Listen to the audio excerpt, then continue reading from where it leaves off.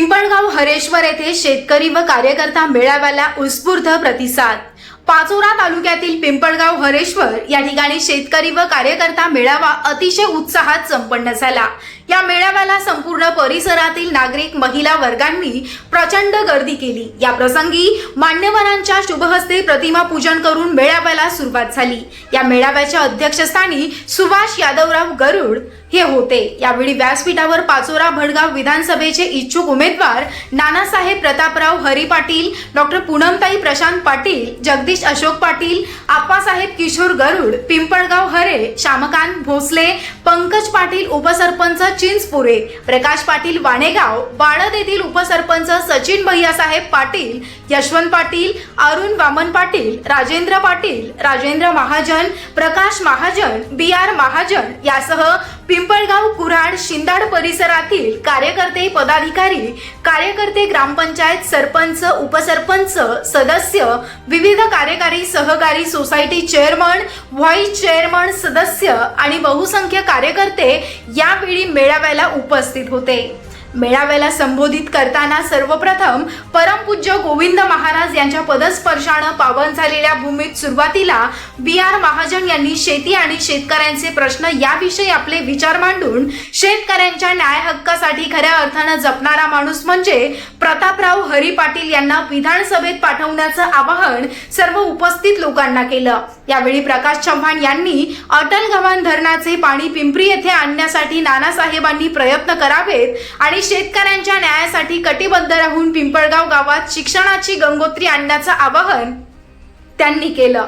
यानंतर राजू पाटील यांनी शेतकऱ्यांसाठी खऱ्या अर्थाने लढा देणारा माणूस, शेतकरी पुत्र, शेतकऱ्यांच्या प्रश्नांची जाण असणारा, मातीची नाळ जपणारा माणूस आपल्याला तुमच्या सर्वांच्या सहकार्यानं विधानसभेत पाठवायचा आहे असं सांगितलं। शेतकऱ्यांच्या मालाला हमीभाव मिळवून देण्यासाठी नानासाहेबांच्या वतीनं मी आपला शब्द देतो। यावेळी राजेंद्र महाजन यांनी नानासाहेबांच्या हाकेला दाद द्या, ते नक्कीच निवडून आल्यानंतर तुमचे सर्व प्रश्न सोडवण्यासाठी कटिबद्ध राहतील असं यावेळी सांगितलं।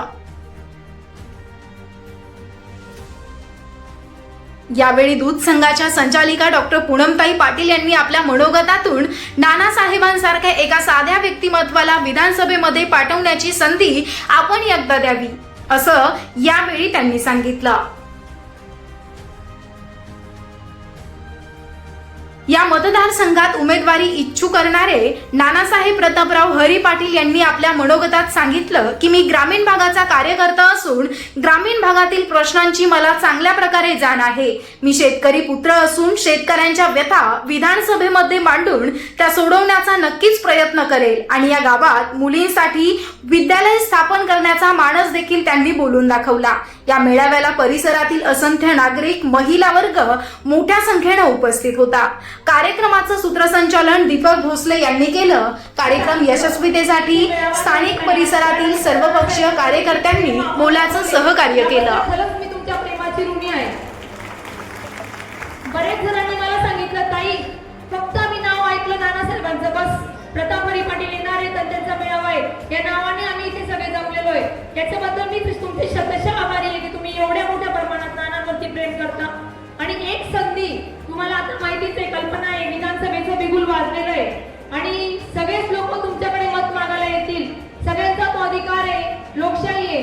पण माझं म्हणणं एवढंच आहे की एका शेतकरी पुत्राला आमडणे गावातून जवळजवळ 25 वर्ष, त्यांनी सांगितलं आता 25 वर्ष ज्यांनी सरपंच पद भूषवले, आज तागायत ते सोसायटीचे सदस्य आहेत, त्यांना दूध डेअरीच्या सगळ्या कल्पना आहेत, दूध डेअरी त्यांच्या ताब्यात आहे। सर्व शेतकरी आणि जनसामान्य जी जनता आहे त्यांचे प्रश्न त्यांना माहिती आहे, ते डायरेक्ट वरून आलेले नाही। आपल्याला दीपक सरांनी पण सांगितलं, तळागाळातून येणारा, आजही आपण त्या गावात राहणारा माणूस आहे, शेतीच्या बांधावर राहणारा माणूस आहे।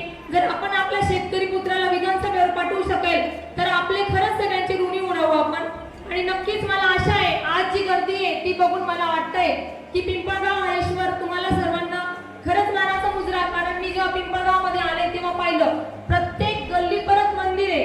हे एवढं देवधनी गाव आहे आणि तुम्ही एवढे जाणकार, देवाचे रूपच असलेले सगळे लोक आहेत। शिंदाड गावातून पण आज भरपूर सारे लोक आलेले आहेत, सगळेच दोन्ही गणातून जे मंडळी जमले आणि जेव्हा पिंपळगाव मध्ये आले तेव्हा पाहिले की एवढे सुंदर मंदिर आहेत सगळे गोविंद महाराजांचे। नानासाहेबांची ही जन्मभूमी आहे, ही पावनभूमी आहे. आणि तसेच आपल्याला सांगावंशी वाटते की गणितज्ञ भास्कराचार्य तसेच त्यांची मुलगी यांची या गावात समाधी आहे. आणि एवढी पावनभूमी असताना कालच आपल्याकडे महाप्रसादाचा मोठा कार्यक्रम झाला गावात. ही पावनभूमी कुठेतरी वंचित राहिलेली आहे. इथे शेतकऱ्यांचे प्रश्न सोडवले गेलेले नाहीये, रस्ते इथले नाहीये, खूप मोठी बाजारपेठ आहे पण समस्या खूप आहे. मला दादांनी सांगितलं की शिक्षणाचा खूप मोठा प्रश्न आहे, स्त्री शिक्षणाचा प्रश्न आहे. नक्कीच माझ्या महिला भगिनींसाठी शिक्षणासाठी नानांच्या माध्यमातून काही ना काही काम करण्याचा योग आला तर आम्ही ते नक्कीच करू. कारण पिंपळगावमध्ये मी पाहिले खूप मोठे गाव असून सिनियर कॉलेज नाहीये. मला सांगायला आनंद होतो की भडगाव तालुक्यामध्ये नानांच्या किसान शिक्षण संस्थेमध्ये कोळगाव सारख्या 3000 लोकसंख्येच्या छोट्याशा गावात सिनियर कॉलेज आहे. महाराष्ट्रात असे कॉलेज आलेले नाही. त्यासाठी कोणीतरी माणसाची इच्छा असावी लागते आणि यांची शिक्षणाप्रती समाजाप्रतीची इच्छा आहे तर ती तुम्हाला आता माहिती पडतच आहे की त्यांनी काहींनी सांगितलंच उल्लेख केला की आता दरवर्षी ते जवळजवळ 10 वर्षापासून आपल्या वाढदिवसाचा जो आडाफाटा आहे खर्चाचा तो कमी करून काहीतरी देतात लोकांना. मग ते आत्महत्याग्रस्त कुटुंबांना निधी असो. आता यावर्षी त्यांनी माजी सैनिकांच्या कुटुंबांना बापूसाहेब सांगायला आनंद वाटतो की यावर्षी आपण जे तालुक्यातले सगळेच माजी सैनिक आहेत त्यांच्या कुटुंबांना काहीतरी फुलाची पार्टी म्हणून 1,11,000चा निधी दिला. आणि खरंच आपला सैनिक जातो त्या दिवशी त्याच्याबद्दल खूप आपल्याला हळहळ वाटते. पूर्ण गाव जमा होतं पण नंतर त्या शेतकरी कुटुंबाचे त्या पत्नीचे जे हाल होतात ते ज्यांचे जे घरातल्या कुटुंबातलं कोणी व्यक्ती जात होते त्या आपण आपल्या गाड्यामध्ये ते सगळं विसरून जातो संसाराच्या. पण या तऱ्हेनेच त्यांनी कोरोना काळात निधी असो किंवा केरळमध्ये पूरग्रस्तांना असो, सांगली कोल्हापूरच्या पूरग्रस्तांना असो, दरवर्षी जे सामाजिक संकट येईल त्या सामाजिक संकटाला आर्थिक निधी केलेला आहे. हे सामाजिक कार्य प्रत्येकाच्या अंगी नसतं. सांगावंसं वाटतं की प्रत्येकाकडे पैसे असतात पण देण्याची जागच नसते आणि ती आपल्या नानासाहेबांमध्ये आहे. याबद्दल खरंच अभिमान वाटतो. नक्कीच पाचोरा भडगाव विधानसभेमध्ये प्रश्न भरपूर आहेत. सिंचनाचा प्रश्न आहे, लहानपणापासून ऐकतोय भरून बंधारे, पण खरंच पक्के बंधारे बांधण्याची गरज आहे. कालच आपण पाहिलं एवढा अवकाळी पाऊस आहे. शेतकऱ्यांचे प्रश्न राजूदादांनी मांडले, महाजन सरांनी पण सांगितले शेतकऱ्यांचे काय आहे प्रश्न ते. आणि सगळे प्रश्न तुम्ही सगळा शेतकरी वर्ग आहे. खरं शेतकरी माणूस आपला विधानसभेवर जायला पाहिजे जेणेकरून आपले प्रश्न मांडता येईल. आणि इथे आपण बघतोय सगळे जनसामान्य, कोणी कोणता पदाधिकारी नाहीये. मला तर वाटतं उलट सगळ्याच पक्षाचे लोक आलेले सामान्य लोक. पण या सगळ्यांचे प्रश्न आपण मांडू शकतो आणि तुम्ही एकदा संधी दिली तर त्या संधीचा आम्ही नक्कीच सोनं करू. मी नानासाहेबांच्या मार्फत सांगते. महिलांचे प्रश्न आहे, महिला शौचालय, बरेच महिलांचे प्रश्न आहे. त्यांना स्वतःच्या पायावरती स्वावलंबी करण्यासाठी प्रश्न आहे. त्यांना नुसतेच त्यांच्या अकाउंटला 1500 रुपये नको आहे, त्यांना काहीतरी रोजगार पाहिजे. आज मुलांसाठी रोजगार पाहिजे. प्रश्न खूप आहे आणि आपल्याला माहिती आहे नानासाहेबांनी 10 वर्ष सगळ्यांनाच मदत केली आहे, त्याच्या अगोदरही केलेली आहे. तुम्ही एकदा संधी देऊन बघा, एवढीच कळकळीची विनंती करते. आलेल्या सगळ्यात शिंदाट आणि पिंपळगाव महेश्वर गणातील सर्वच माझ्या ज्येष्ठ तसेच महिला वर्गाला मी मनापासून आभार मानते. वेळ खूप होऊन गेलेला आहे जेवणाची, कारण बऱ्यापैकी संख्या आलेली ऊन पण खूप आहे. पण एक सांगावशी वाटते की इथे डाकुर्णी पिंपरीला गेली तर मला तिथली तर कंडिशन इतकी वाईट वाटली की गावात सांगितलं ते 10 वर्षापासून बसच नाही आमच्या गावात. म्हणजे 10 वर्षापासून त्या गावात बस नाही असं तर गाव कोणतं नसेल. दुसरी गोष्ट आपल्याला माहिती अटल गावांचा आपल्याला धरण माहिती आहे. पिंपरीमध्ये डांबुर्णीमध्ये म्हणजे पाणी नाहीये की पिंपरीवाले म्हणतात आम्ही डांबुर्णीवरून पाणी आणतो म्हणे ताई. म्हणजे प्रश्न एवढा गंभीर आहे का अटल गावांचा धरण आपण पिंपरीला जोडू शकतो. म्हणजे प्रश्न खूप आहे तिथल्या मतदारसंघांचे. आपण जेव्हा गावात जातो तेव्हा कळतं की विकास नेमका कुठे झालाय. तुम्ही एक विकासाची संधी द्या. नानासाहेबांच्या कामाचा दर्जा हा तुम्ही आमडक्यामध्ये पाहिलेला आहे. तसेच त्यांनी पंचायत समितीमध्ये काम केलंय. भडगाव शेतकी संघामध्ये 9 वर्ष अध्यक्षपद केलंय. जेव्हा भडगाव शेतकी संघ ताब्यात होता तेव्हा तो पूर्ण डबघाईला गेला होता. पण जेव्हा नानासाहेबांनी हातात घेतला तर तुम्हाला सांगायला साधतं की एक कप चहाचं पण तिथे त्यांनी काही हे केलं नाही. आणि त्यांच्या संचालक मंडळाचं सुद्धा त्यांनी पूर्ण सहकार्य लाभलं. 9 वर्षानंतर कोळगाव येथे जवळजवळ 50 लाखाचं शेतकऱ्यांसाठी गोडाऊन बांधलं गेलं. आपल्या सगळ्यांना पाचोरा शेतकी संघची चांगली कल्पना आहे ना. पाचोरा शेतकी संघची काय हालत झाली ते तुम्हाला माहिती आहे. नक्कीच सगळ्या सहकार क्षेत्रात नानांचं काम उत्तुंग आहे.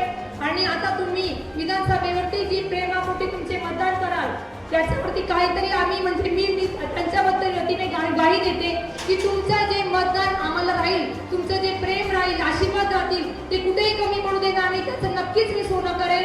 पुन्हा एकदा एकच ग्वाही देते, आलेल्या सगळ्या बंधू भगिनींना माझे मनापासून आभार. धन्यवाद. सर्व परिसरातील नागरिक बंधू आणि भगिनींनो, मी आपल्याला 2 दिवसापूर्वीच विनंती केली त्याप्रमाणे आपण सर्वांनी बहुसंख्येने इथं हजेरी दिली, त्याबद्दल सर्वांची मी मनापासून आभार मानतो. तसेच पुढे येऊ घातलेल्या निवडणुकीमध्ये माझी उमेदवारी करण्याची इच्छा आहे. मी त्याप्रमाणे प्रयत्न करतो आहे व पक्षाचे तिकीट घेण्यासुद्धा प्रयत्न करतो आहे. जर तिकीट नाही भेटलं तरी मी अपक्ष उमेदवारी करणारच आहे. त्याबद्दल कुठल्याही प्रकारची शंका करू नये.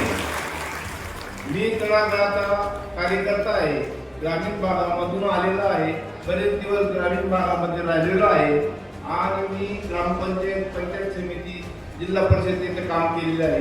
तसेच सोसायटी, विकास सोसायटी, दूध डेअरी आणि बँकेमध्ये आता कार्यरत आहे. तसेच मार्केट कमिटी व सर्व स्तरात काम मी केलेलं आहे. ग्रामीण भागातून शेतकऱ्यांचे प्रश्न सोडवण्यासाठी मी तुमच्या पूर्ण भरोसा देतो की तुमचे शेतकऱ्यांचे सर्व प्रश्न सोडले जातील, पाण्याचा प्रश्न सोडला जाईल. आता इथे ते प्रकाश भाऊंनी सांगितल्याप्रमाणे तुमची जर गावाची इच्छा असेल तर स्त्री शिक्षण मी कॉलेज पर्यंत करण्याचा प्रयत्न करेन आणि मी तुमच्या कुठल्याही अपेक्षांना तडा जाऊ देणार नाही. एवढं बोलतो आणि थांबतो. धन्यवाद.